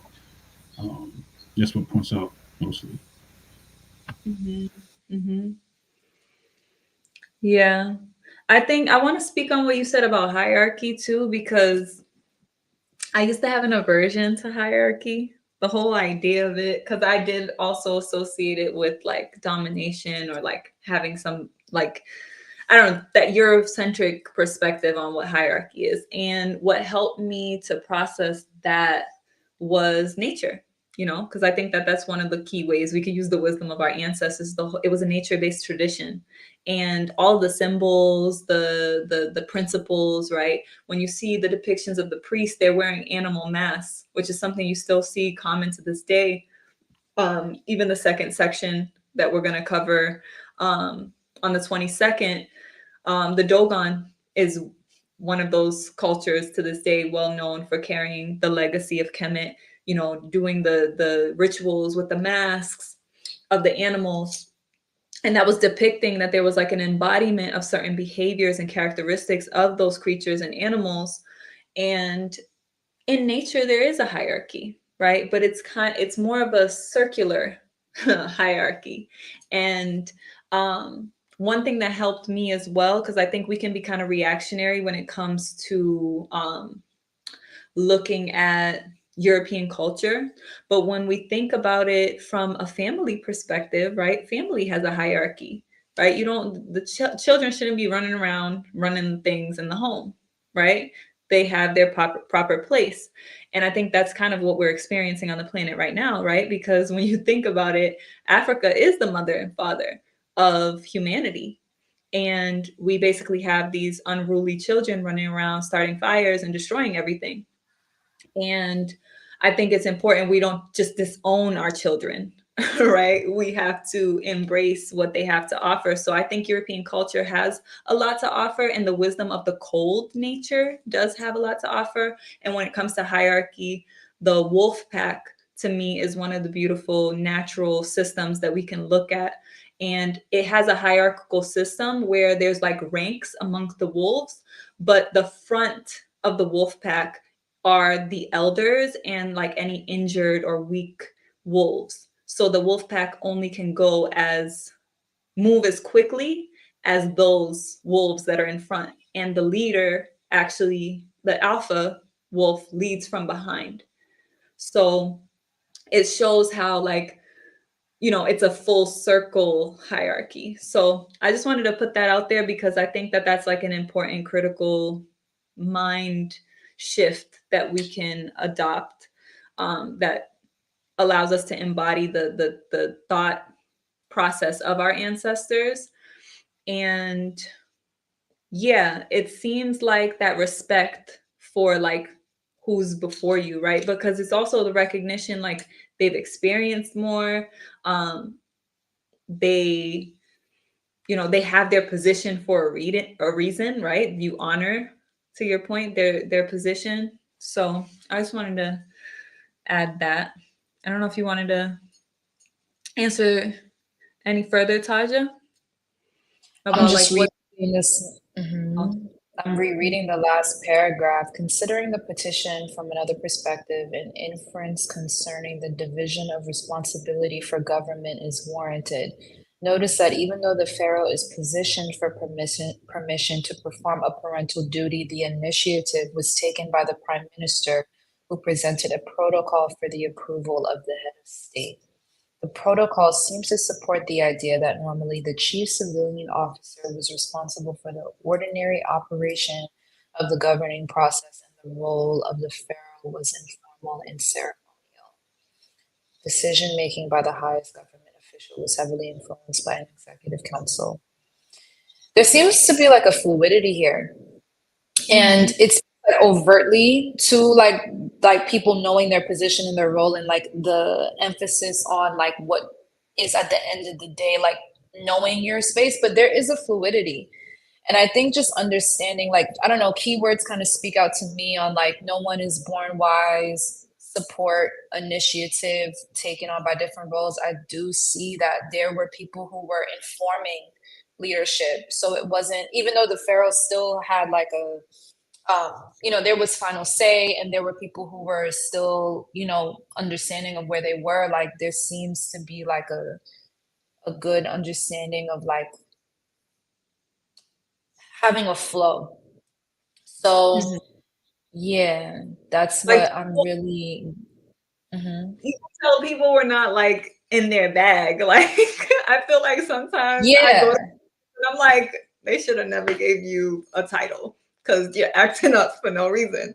So it seems like there's like this energy of just like respect, really. It's like I respect you, you respect me. And it's like it was like People almost are like under. they're like tilting their hats to each other, like saluting each other, like really making sure like I respect your role. So I'm going to ask you, can you make this a command so that this is a matter of, this was in the earlier part where you read that this was a matter of duty for me to Mhm. transmit this information so that we know that this is, this is a ceremonial process. And we know that ancestrally ceremonies and rituals were very, very important and uplifted. Today we know ceremonies and rituals are important. We just may not consider them that. People have baptisms, people have marriages, all of these are ceremonies. So Even the people who are so-called in power right now, they have their own sex rituals and like demonic shit that they're doing to like enforce that kind of power that they have, so yeah, everyone has to go through like being in that space. But yeah, I do think it's really important to kind of see this like children of the officials. And I just think about the idiom of like it takes a village, it takes a village. And that is also within government as well. Like everyone has to be very aware of the role that they play. And not everyone needs to be the one leader. Like that leader is there for a reason, and your role is just as important to inform that. yeah, I think it's because we have an identity issue right now in general, like collectively speaking, like people feel like because their identity is so attached to like status, where what we were talking about earlier in one of the previous questions, where some people are so insecure because they may not have a status, they didn't go to school, they didn't do the thing, right? So it's like if you are not rooted in your like your identity, right? Like your actual like divine identity, like as like your existence validates you, then you can operate in the world with power. But if you immediately feel like, this insecurity and it's subconscious, and then the status and the title or the accolades are become what you care about, then you almost feel like you have to wield it to like validate your existence and validate yourself. And then it becomes what we see mostly that we're talking about, which is like people feeling like they have to trample over other people to be valid in their own existence, as opposed to just it being a circle of coexistence where everyone is respected and valued for their role. Which comes back to being in alignment with nature. Like this system is so out of alignment with nature. It's disease when a part of the body is attacking itself. Autoimmune disease, right? Like your brain shouldn't be arguing with your toe about who's more important. And I feel like there's just like a lot of that, like no respect for like the particular roles that everybody has to serve. Like I think a lot about in indigenous traditions, how much there's this humility of like respecting the people who serve you, like the ones who use their hands and they're doing all the things. And it's like this idea, this Eurocentric idea of leisure, right? You can only have that leisure because you are exploiting other people's labor, right? Like it's just like this, yeah, it just goes back to that asili again, that cultural seed that is a weed on the planet right now. And I just wanted to make sure we touch on that section, like the first chapter, excuse me, the first paragraph again in that prologue section, because it also answers that question really beautifully, because it says, thus the prime minister, this is in the middle of the paragraph, thus the prime minister proposes to impart the collective wisdom of the country as a national duty. This then is the formula for education, i.e. the obligation of the elder to instruct their heirs in the ways of the ancestors who commune with the creator. I thought that part was really beautiful. There was a part that also said something about the divinities. Where was that? Yeah. Oh, whereas I am approaching old age and senility with the dangers of and pains. But Ptahhotep, the aged official, then requests that the pharaoh order him to pass to his son the words of those who listen to the ancestors, who in their turn listen to the divinities. There's like, it's showing this hierarchy of like divine, ancestors, us, right? Like, and then imparting to the children, the ones who come after. So I think that's an important hierarchy to notice, which speaks to dimensions, right? There's the divine realm, right? The forces of nature that are pure in, you know, in their own existence, right? And then it becomes more dense as you level down, right? The ancestors, the ones who have come before you. And we know in African culture, and pre-colonial African tradition, it's respecting the fact that everything that ever existed is existing right now. So that means the ancestors are here with us right now. We are the ancestors when we really want to think about it, right? Like we are carrying the blood of our ancestors. That means there's some energetic presence of that within us that surrounds us, that in African tradition that was honored and acknowledged. So I think that that's like really fundamentally important. I think the relationship has to be within order, going back to Ma'at, cosmic order. Our solar system, things are in order, right? Like for us to be here existing, there's like a whole physical law that is operating to make sure that we can breathe, that we don't go out and float into space because we have gravity. So it just made me think about that. Like the relationship is really about order. And that then maintains order amongst the people. I saw Danny put this question here. What do you feel like is the wisdom of the cold nature in relation to our collective now? I don't know if you had put that a long time ago, because I feel like I had spoken on that with the, I don't know if anyone wants to speak on that any further. The wisdom of the cold nature in relation to our collective now.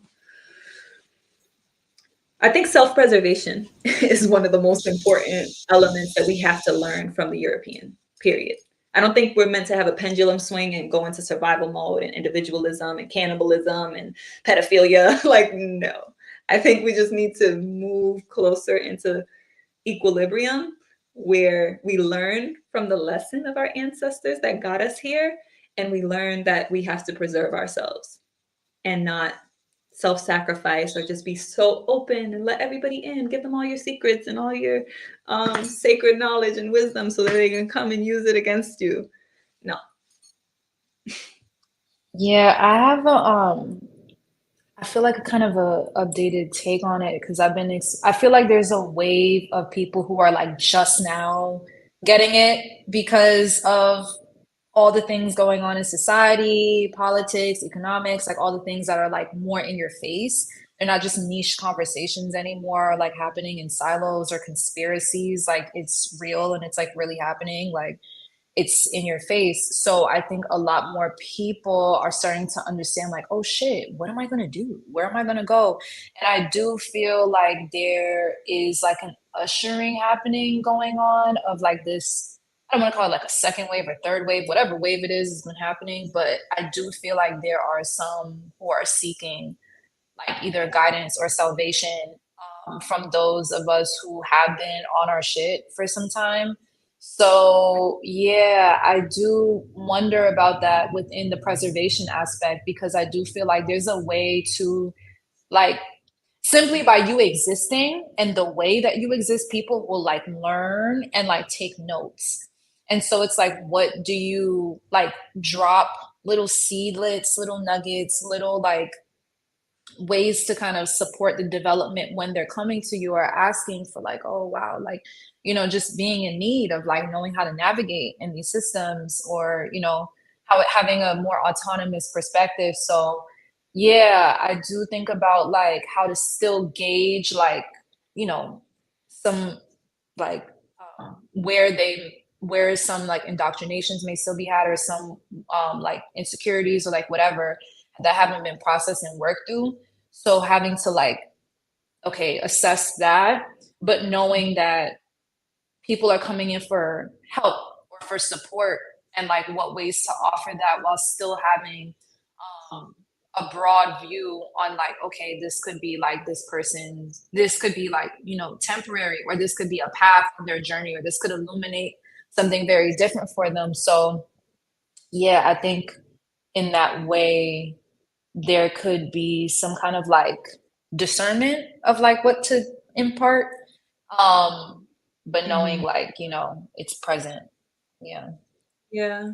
Yeah, and that does speak to like the idea of the mystery school, right? Or what they call the mystery school, like an educational process in Kemet, which as everyone reads the text, you'll see it talks about that specifically, because that's what this is talking about. The instruction of Ptahhotep is one aspect of education in Kemet, which is the foundation of government, which is the whole point of our conversation. Is like, what is the point or the wisdom of our ancestors when it comes to governance? And it's education is foundational, essentially, in a Kari shell.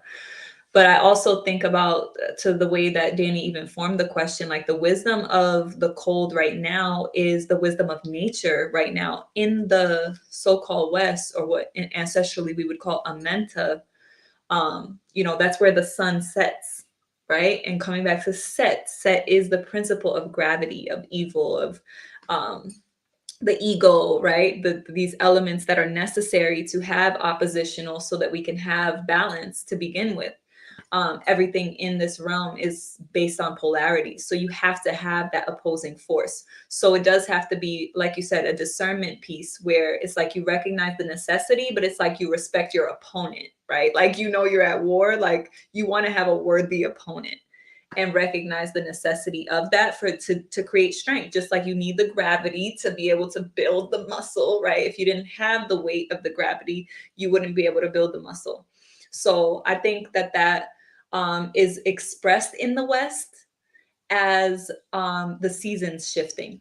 So it comes back to us orienting ourselves to Ra, the sun, and recognizing that the same way we move through equinoxes and solstices, right? The days expand until we have the longest day of the year and the shortest night, and then the nights expand and it balances out. We have equal day and equal night. It continues to expand, and then we have the longest night and the shortest day, and then the day expands and we have balance again, right? So like we constantly go through that cycle. So I think the wisdom of the West, being the dominant force on the planet right now, is to learn from the nature of the changing of seasons.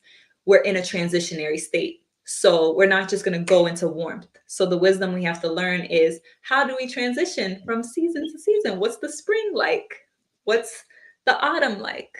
Right? Those are transitionary seasons that I think have a lot of wisdom for us, because if we're thinking Africa hot summer and we're thinking Europe cold winter, then what's this transition energy expressing? That's what I think about that. I don't know if you want to say anything on that, Brother Jadorian. Yeah, I'll say real quick. Um, as far as where my energy is at when it comes to code, there's a coldness, or maybe it's more like a sense of anger, or just understanding of the reality of conflict. I'll say this: discernment is definitely important and needed. Maybe a coldness with perspective. The energy of George L. Jackson is what I'm feeling right now. George Jackson said that there are people who are dying now that could have been saved. People who died yesterday that could have been saved. The revolution should have happened yesterday, or long ago. We should have been freed ourselves. Mhm. That's really the energy I'm coming with. So it's, of course, I don't promote coldness for cold's sake, but sometimes it's just like, you don't got time for certain things, or when the elder is not dealing with no foolishness or no nonsense, cuts you out real quick or hit you side your head real quick. It's like Yeah. we need to keep perspective, like coldness with the perspective, or just like the term I used earlier, cows, for calcities of white supremacy, which is just an acknowledgement that some people are lost and are not going to make it. They may seem cold, but it's really it's more discernment, or it's more cold with perspective. It's just like this. We need to do what we need to do, and there are going to be decisions we have to make. There's going to be experiences we have that are not going to be comfortable, but that's just the reality of the situation. So yeah, discernment definitely, perspective. Um, yeah, Yeah. Not everybody's gonna get in the ark. Some people just gonna laugh at you like, why are you building an ark? It's been a drought for all these years, right? Like I think about the story of Noah. It's like we're building this ark because we know the flood is coming. And some people just gonna drown in that water, right? When it comes, some people are gonna get on the boat, to Taja's point as well. Like, um, there's different waves of people, and as they come in, if we're in a state of self-preservation, yeah, to me I have to take a protective posture. But to me, that's what Tehuti Ma'at is. That's why there's ranks. That's also the responsibility of being a sacred wisdom keeper. You can't just give that to everyone, because you're responsible for what you're sharing. So now everything that everyone then does with the knowledge that is shared is energetically tied to you. But again, that's that energetic psychic knowledge and wisdom that, again, everyone's not going to have that. So they might look at you as you're just being cold, but hey, I know what I know, right? Like that's the reality of knowing the responsibility, because I had to go through what I had to go through to learn that to begin with. So we have to look at it on a broad ancestral note and think about, what did we have to go through to learn this lesson, and recognize that there's so much blood that has been shed for us to be here right now. And we have a duty and responsibility to be wise in our approach and taking this process to completion. Um, so yeah, I guess that's all I could really say to that, because I think there are some deeper layers to it, in terms of like distinguishing and knowing, discerning. Like we have a lot of sacred wisdom from our ancestors, from our sacred texts, from the pyramid text, the book of doors, um, the I am Duat, right? There's all these sacred texts that actually depict and show what's written in the tombs, the spells, all of that. Those are guides, they're prophecies, and there's things within that. So I just wanted to express that, because in navigating eternity, this is the dynamic and the layer that we unpack, right? Like, what is the duat? What is that wisdom and that guidance? So yeah. And so we have two more questions. This one is, how do you comprehend tradition? Is it something dynamic or stagnant? How so? These are more like broad questions for the whole text and just in general. So yeah, how do you comprehend tradition? Because that's essentially what this whole thing is based on. This is an ancient tradition.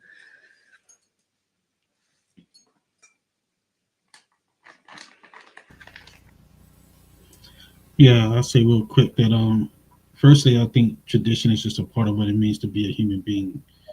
Um, I know that there are some elements within our community that are quote unquote anti-tradition, or maybe it's not traditional in the sense that we would um, comprehend it. But tradition is a part of being human. Even if you're an anti-traditionist, that's a part of a tradition that you're following, that you're engaged in. So that's that part. It's just what it means to be human. Secondly, I don't think it's possible for tradition to be stagnant. Um, we have to respond to internal and external factors. I do think it's possible for a tradition to be negatively reactionary, um, but it's always dealing with internal and external factors. So it is, by its essence, by its very nature, dynamic, as opposed to static. Um, so as far as moving forward, I think that we should be more intentional about tradition, critical, um, but it's not something that we can really be without. So since we can't be without it, we should use it as a tool, um, for our, sovereignty.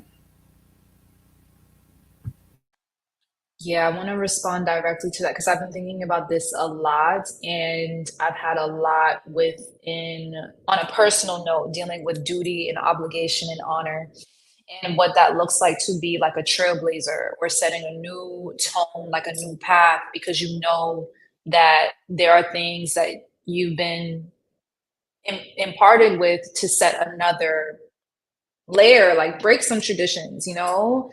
I feel like I've been coming to a space where there's like a reason for everything. And I feel like that's what tradition speaks to. It's the preservation aspect of the things that are most essential to the continuum of survival. And being able to revitalize traditions that have also been lost arts. Like I feel like that's a lot of tradition is like lost arts and the delicacies of knowing when to do things, how to do things. There's a procedure, there's a protocol, and like um, I do feel like there's been like more of an awareness, like just like why it matters, like why these things need to be upheld and like continued. So I think in that way, like some of the, it's not static really, but it's a preservation. Like there's something you just have to do. But it has to exist within a contemporary time, and also it's coming through you. Like you're not your grandma exactly. You're not your great great grandfather who, you know, I could literally like in my head right now, like there's some things my grandmother does that to me don't apply, but she will quote to the ends of the earth how her grandfather taught her how to do something. And it's just like, Grandma, we got technology, we got other hands, we don't have this anymore, we have this here. So it's like being adaptable and malleable, where like you don't have to repeat something you've been doing since 1928. You're in a different place. So like update yourself with what's present. But I think sometimes there's a fear around kind of like losing oneself, or sometimes like this I don't know, just like what that would like mean. So yeah, I think about that a lot, but I do think tradition can be honored in a way that is still like relevant and still like makes sense in a way that could be respected for what you know is going to exist 5 more generations down the line, and being able to create a dynamic space where like that would be the case.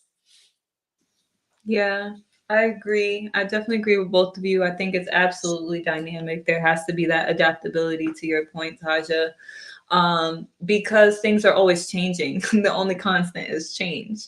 And I think because tradition is something that I see as like the continuum, right? Like passing things on. Like there's some aspects of the traditional definition that I agree with. Like it's passing things on from one generation to the next.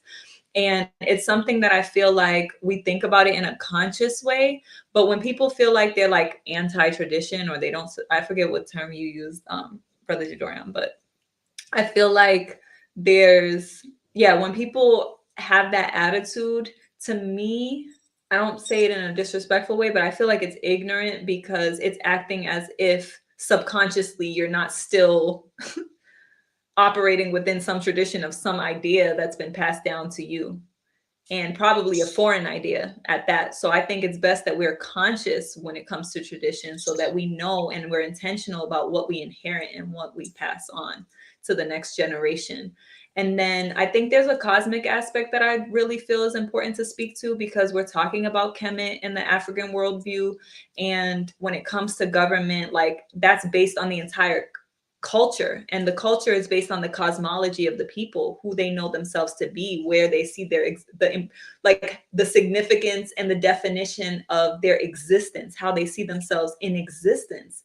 That's very big and broad.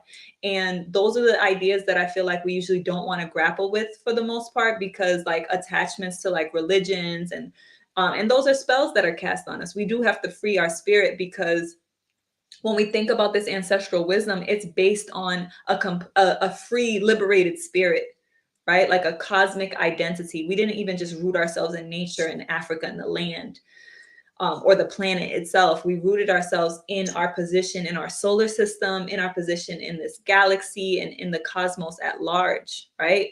A multiverse of so many different systems that are interplaying and interacting with each other, that we were showing existing on the most microscopic level, because we zoomed it into the body and then saw those same systems organizing themselves within our bodies as our organs and different parts of our bodies. So I think there was so much wisdom to what our ancestors had. And I think that it's important that we hold those elements and know that they can be held with the logical, practical things we've been programmed to value.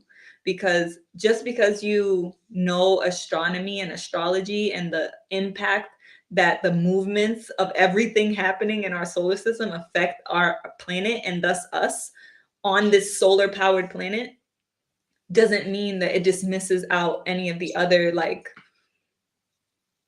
disciplines. So we can hold both.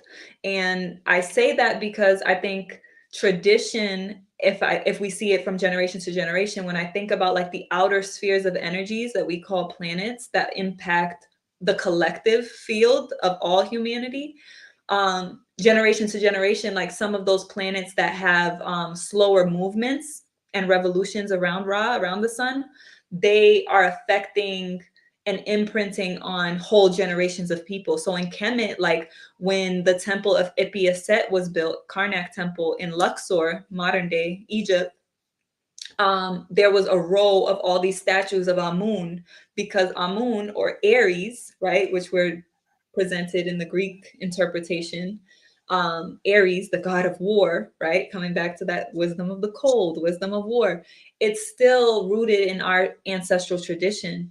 And if we could orient it in that way, I think that it's helpful for us. So like when that temple was built, we were in the age of Amun, and we recognize that, right? Because we had that 26,000 year calendar that was basing things not only on our revolution around the sun, but the whole movements of the precession of the equinoxes in the cosmos. Big, broad ideas, but it's like, yeah, that's what we were working with, to be able to have this foundation of knowledge, wisdom, mathematics, and architecture, and all this mastery. So yeah, I think that that's very dynamic. And I think that that's the best way to view tradition in light of Kemet, because that was the consciousness that we had at that time.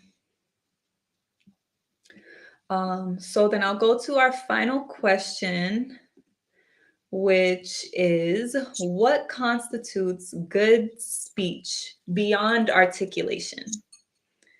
So this is a great one to. Who came up with these questions? We did in the ARC.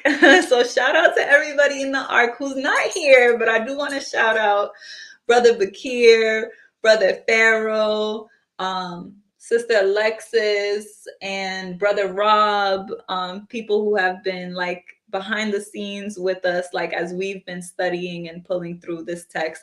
And we got real deep. So that was more like the THNK, which is like private. So again, we want to encourage you, join the Tehuti Ma'at Militia if you want to, be under the hood. So yeah, I just wanted to shout them out. So we came up with these questions as we were like building out the relaunch of THNK.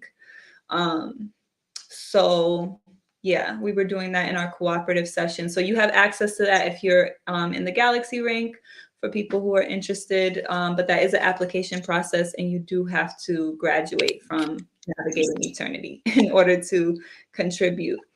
But I just wanted to put that out there. I also want to ask, as we're answering this final question, for people to support. By becoming a member, you are supporting Tehuti Ma'at. You're supporting all of our initiatives and the efforts and energies, raw sources that we've created. So organic food for the people are based on the ground at Tehuti Ma'at Community Garden, the THNK program. So if you don't feel moved to become a member, please consider giving us a one-time donation on Cash App via Tehuti Ma'at World. You can also go on the tehutimaat.org/join, and under the Kingdom rank, you can leave a donation there, like a one-time donation. It doesn't have to be a membership donation. So yeah, I just want to encourage people to support the work that we're doing. And yeah, so we can move into that question. Is anyone ready to go first?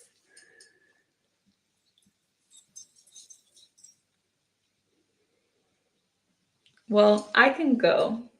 What constitutes good speech beyond articulation? So the thing that I've been challenged to move into, if you may have noticed, I may have cursed maybe once, but I have been trying to improve my expression with, and I'm not completely against cursing or swearing. I was okay with it, but it's something that I feel like within the realm of like the garden and organizing, like I've seen how that language can be interpreted as disrespect, and it's just something like it's a way to level up to me as far as like take my consciousness and my communication further. So I think good speech is about where you are in your consciousness when it comes to your expression and your communication. I think it's also about your integrity, right? Like the integrity of what you're actually saying. Like, is it contradictory to what you're experiencing? Because to me, that's not good speech. I think good speech has to be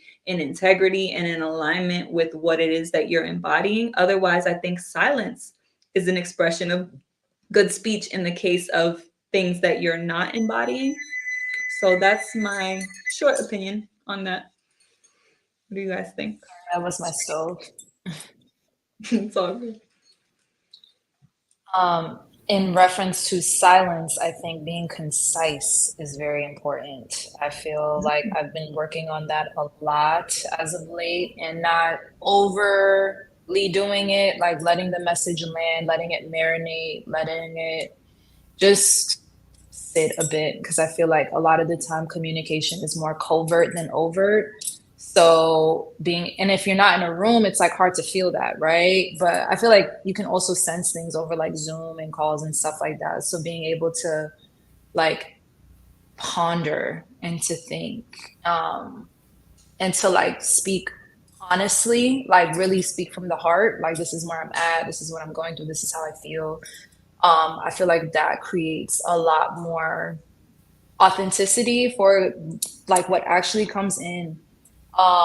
So yeah, instead of, yeah, I think sometimes like overcomplicating and stuff like that, it can get like a little lost. So yeah, being able to be concise and speaking from the heart. Yeah, I just state quickly that I think beyond articulation also includes your intention. You shouldn't be using your speech to cause division.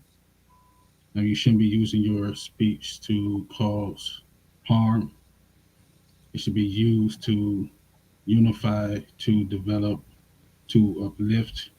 I believe the text mentioned, as far as a part of how you carry yourself amongst your peers, particularly the officials, it spoke about not putting one superior against another. I'm not sure if we use the word superior or it's most likely superior, but you shouldn't be doing things such as that, putting people against each other for your own interests, for you to take advantage of the situation, creating chaos with your speech. Mm-hmm. Yeah. I wanted to just add one little note too about it, because I do notice, speaking of peers, like I do notice that there's a general attitude around flippantness and nonchalantness that is really interesting to me about speech and about good speech, or like speech in general. And I think that there's a lot hidden within, like, yeah, the being intentional, like being direct and being clear. Because sometimes, yeah, I just noticed like a nonchalant, flippant, like whatever kind of attitude could just be a little, it's hard to understand what you're actually saying. It's hard to be, because it's like, I don't understand what this is It's not even about. So, inviting. mhm. And Yeah, it comes to exactly. reciprocity. Like, what's the point of you talking if it's not like, if you're not going to listen? Mhm. I don't know. It just kind of, it feels like a closed off, like it feels cold. Coming back to the nature of the cold. So I do think that that type of attitude, like apathy, is a kind of cold energy. And you made me think about a deep evaluation that I had around, I think last revolution, last year, I really assessed like sarcasm, because even though I wasn't being sarcastic as often as I had before, the more like I become conscious of like my expression, how I use my voice. But it was still something that was there, I was challenged to examine that within myself. And I was like, you know what? When I really think about this, no, this sarcasm is not coming from a compassionate place. It's definitely coming from like um, I feel like it was kind of hard to admit, but it is condescending. Yeah, that's the word And that I came was, to mind. yeah, yeah. So I think that those are things to think about, like the relationship to the heart, right? Like compassion is an open heart. It's empathetic, right? You're considerate of how what you're saying lands, right? You're responsible with your communication. I think that's also something that constitutes good speech. Um, and finally, let's see. Feeling what the intellect has memorized. I'm just going to put some of the comments that Danny shared. The state of heart offering to the state of mind rather than just being well read. Yeah, I agree with that. And I think that's also speaking to Tehuti Ma'at, right? The heart and the mind, that synchronization and having the two complement each other, which is a cornerstone of African tradition and the African worldview in Kemet, because all of the energies had their complementary counterpart. You always had a masculine and a feminine. It was always depicted as a couple. Um, and then yes, land somewhere when you speak. Yeah, what's the point? Like, are you just talking to talk? What's the point? So yeah, I think those are all really, really great points. Not sure if you guys want to make any final comments or statements on the text itself. I do want to let people know that if they want to reach out to Tehuti Ma'at, you can always send us an email to grow@tehutimaat.org. And you can also text us at 646-883-Ma'at. If you have any questions about the membership or anything that was mentioned, feel free to contact us if you'd like. Again, I did mention the membership platform, and we are inviting people to join. Some of the membership benefits are this holistic healing support. Beyond just the intellectual side, we really do a lot of the work around like moving towards your personal pursuits, healing your relationship to your ego and knowing its proper place, moving into your higher self and really integrating, facing your shadows, right? Doing that shadow work. You get access to a community of warriors. So like I said, we have our chat channels, but we also have the different group spaces that we have, and collective accountability, right? So it's actually a space where you have to have your commitment to our liberation at the forefront and not at the sacrifice of your own self and your individual state. But this is part of us embodying that Kemetic wisdom, because we're in the age of Hapi, which most of us know as Aquarius. Is the age of the humanitarian and the unique individual, right? So that really unique, distinct part of you can be honored alongside your collective accountability. The self and the other being balanced is depicted in that symbolism. So yeah, it's not one or the other, but you're really getting both. But your commitment to Tehuti Ma'at, whether it's a monetary contribution, right, that's committing yourself to being collectively accountable to moving us towards liberation by supporting an institution that's genuinely working on that on a grassroots level. And then sacred ancestral wisdom. So we go into the depths, right, of like what all of this is. So we are a community for advanced souls. If you feel called to join and you know that you're a star in our solar system, it's written in the stars. So just join. The link is in the description, as I mentioned. And before we say our final statements, I just want to talk about some of the final things that are on the calendar. Oops. For the rest of this moon cycle.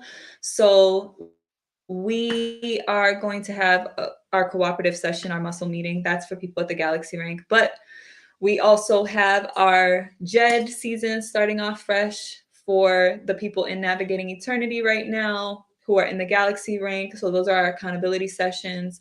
We are going to have our next THNK government study. So we're going to cover the next 6 questions in the study guide. So please download the text, download the study guide. If you're watching this, it's not super long. You have plenty of space and time to read through it and join the conversation.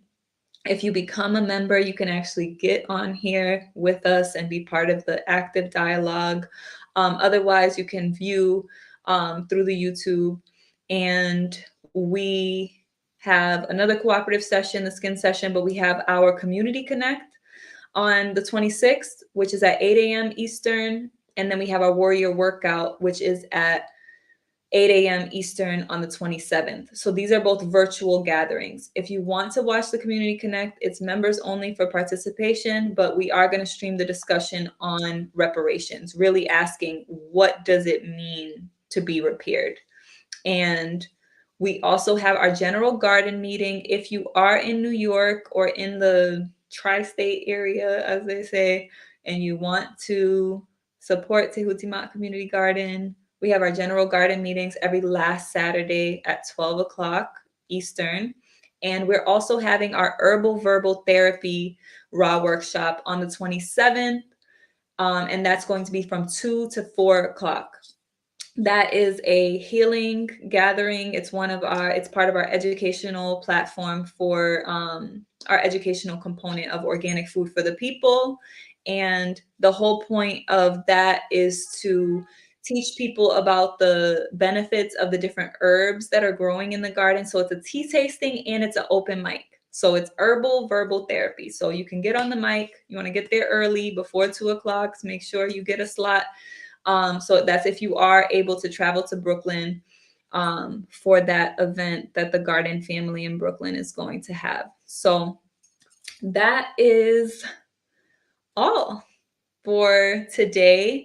I want to allow Jadorian and Taja to say any final thoughts that they have. I want to thank you both for being here and for contributing your wisdom and your insights. I'm trusting that so many others who get to watch the raw play are also going to benefit from the ideas that you've shared. And I think we've sowed some very healthy seeds today. So thank you. Yes, I say real quick, I'm complete. I just want to thank both of you as well for providing your energies in this space. I'm glad we were able to get a trio here. So yeah, thank you both for showing up. I'm grateful. I'm in gratitude. I have a lot to sit and think about tonight, a lot to ponder on, but I'm really grateful, give thanks, and I'm looking forward to the next session. Likewise. All right. So thank you to everybody who's here watching us live. Again, call to action, join the Tehuti Ma'at Militia. If you are interested in doing this work with us and building towards revolution and successful completion of revolution, right? Honoring all of the great ones who came before us, who really paved the way for us to even be standing on the shoulders of these giants, right? Being able to read the works of these great ancestors who founded ASCAC the Association for the Study of Classical African Civilization, to give us access now to our ancient wisdom. So that work and all the scholarship done by those previous elders and ancestors is so important and is the embodiment of everything that we've been talking about. So this is how we're moving towards our sovereignty and our governing of ourselves. So I'm thanking everyone for that. And then as we close out, I'm just going to play the video again. And I just want to remind people to like, subscribe, hit the notification bell so that you can be part of expanding the channel and giving more people access to what we shared here today. So thank you.